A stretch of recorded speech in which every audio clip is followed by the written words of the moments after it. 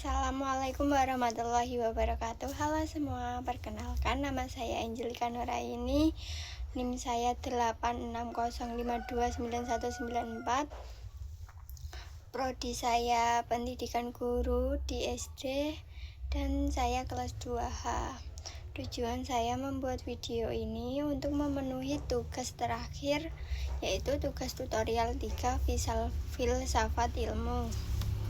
Sebelum kita membahas persoalan tersebut, saya akan membacakan soal yang diberikan oleh tutor. 1. Makna pilar dalam konteks pendidikan sebagai dasar atau tiang penguat sistem pendidikan. 2. Prinsip dasar pendidikan menurut Ki Hajar Dewantara ing ngarsa Sungtulodo yang Matio Mangunkarso Tuturi Handayani. 3. Analisis relevansi dan dukungan penerapan prinsip tersebut dalam era digital. Misalnya dalam pembelajaran seni berani, literasi digital, karakter peserta didik, dan peran guru. 4. Refleksi singkat tentang bagaimana pilar-pilar tersebut dapat menjawab persoalan pendidikan nasional saat ini. Ayo teman-teman, mari kita bahas persoalan tersebut. Ini jawaban menurut saya, versi saya ya. 1. Makna pilar dalam konteks pendidikan. Pilar pendidikan dapat dimaknai sebagai dasar, pondasi, atau tiang utama yang menopang jalannya sistem pendidikan. Pilar menjadi pedoman agar pendidikan memiliki arah, tujuan, dan nilai yang jelas. Tanpa adanya pilar yang kuat, pendidikan akan kehilangan fungsi dalam membentuk manusia berilmu, berkarakter, dan mampu menghadapi perkembangan zaman. Dalam pendidikan nasional, pilar berfungsi sebagai 1. Dasar pembentukan karakter peserta didik. 2. Pedoman bagi guru dalam mengajar. 3. Serta acuan yang menciptakan pembelajaran yang berkualitas.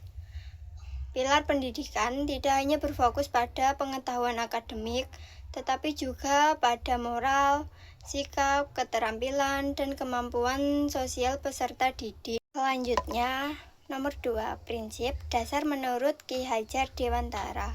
Ki Hajar Dewantara memiliki prinsip pendidikan yang terkenal, yaitu A. Ing ngarsa Sungtulodo. Artinya, di depan memberikan teladan. Guru harus menjadi contoh yang baik bagi peserta didik, baik dalam sikap, perilaku, kedisiplinan, maupun tanggung jawab. Peserta didik akan lebih mudah meniru tindakan nyata dibanding hanya mendengar nasihat. Contoh, guru datang tepat waktu, berbicara sopan, dan menggunakan teknologi secara bijak sehingga siswa mencontoh perilaku tersebut. Selanjutnya, B. Ing Matio Mangunkarso. Artinya, di tengah membangun semangat, guru tidak hanya mengajar, tetapi juga mendampingi dan memberi motivasi kepada peserta didik saat proses pembelajaran berlangsung. Guru hadir sebagai fasilitator yang membantu siswa berkembang. Contohnya, guru mengajak berdiskusi kelompok, memberi kesempatan siswa berpendapat, dan membangun suasana belajar yang aktif. Selanjutnya yaitu C. Tuturi Handayani. Artinya, di belakang memberi dorongan. Guru memberikan dukungan dan kepercayaan kepada peserta didik agar mampu mandiri dan berkembang sesuai potensinya. Contoh, guru memberi kesempatan siswa membuat proyek sendiri, lalu memberikan arahan dan apresiasi di belakang. Prinsip Ki Hajar Dewantara menekankan bahwa pendidikan harus memanusiakan manusia dan menghargai potensi setiap peserta didik. Persoalan selanjutnya yaitu nomor 3, analisis relevansi dan dukungan penerapan prinsip tersebut di era digital. Di era digital ini, prinsip Ki Hajar Dewantara masih sangat relevan karena pendidikan menghadapi berbagai perubahan teknologi dan tantangan global. A. Dalam pembelajaran berani atau berbasis digital. Pembelajaran saat ini banyak menggunakan teknologi seperti Google Classroom, Zoom, dan video pembelajaran. Guru tetap harus menjadi teladan dan penggunaan teknologi secara positif dan bertanggung jawab. Contohnya, guru mengajarkan etika, penggunaan media sosial, dan mencari informasi yang benar di internet. B. Dalam literasi digital, peserta didik perlu memiliki kemampuan memilah informasi, berpikir kritis, dan menggunakan teknologi dengan bijak. Disinilah guru berperan menjadi pembimbing siswa agar tidak mudah terpengaruh hoaks atau konten negatif. Prinsip Ing Madya Mangunkarsa terlihat ketika guru mendampingi siswa menggunakan teknologi untuk belajar kreatif dan produktif. Dalam pembentukan karakter peserta didik, kemajuan teknologi sering menyebabkan menurunnya interaksi sosial dan kedisiplinan. Oleh karena itu, pendidikan karakter tetap penting. Guru harus menanamkan nilai 1. Tanggung jawab, 2. Disiplin, 3. Sopan santun, 4. Kerjasama, dan yang terakhir 5. Empati. Walaupun belajar menggunakan teknologi, peserta didik tetap harus memiliki karakter yang baik. D. Peran guru di era digital. Guru bukan lagi satu-satunya sumber ilmu, tetapi juga menjadi pembimbing, fasilitator, dan motivator. Guru membantu siswa mengembangkan kreativitas, kemampuan berpikir kritis, serta kemampuan memecahkan masalah.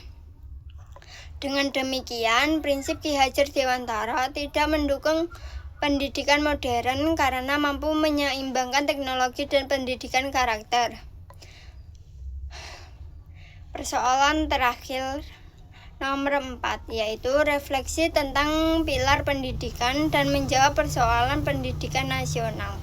Menurut saya, pilar pendidikan dan prinsip Ki Hajar Dewantara masih sangat penting untuk menjawab berbagai persoalan pendidikan nasional saat ini.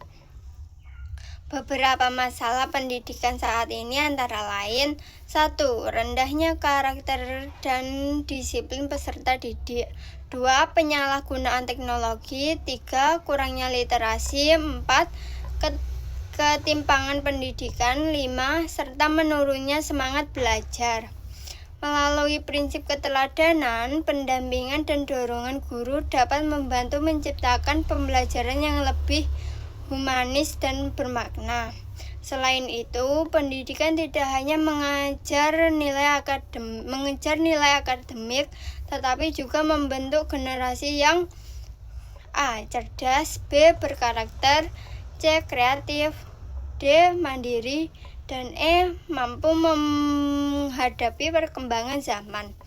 Karena itu, penerapan nilai-nilai Ki Hajar Dewantara di era digital dapat menjadi solusi untuk membangun peserta didik pendidikan Indonesia yang lebih baik dan berorientasi pada masa depan.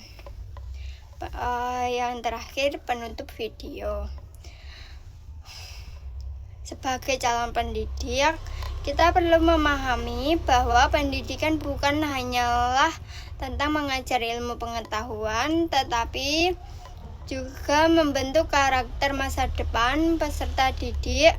Prinsip Ki Hajar Dewantara tetap relevan sebagai dasar pendidikan Indonesia di era digital saat ini.